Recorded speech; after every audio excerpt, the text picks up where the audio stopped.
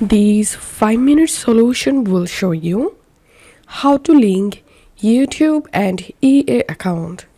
Follow this step-by-step guide to link YouTube and EA account. Open your YouTube and click on your profile photo. Click on settings.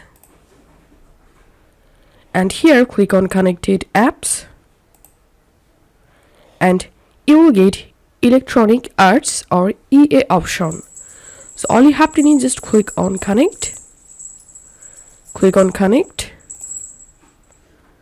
Continue. And now you have to sign into your EA account here. After signing to your EA account, click on allow.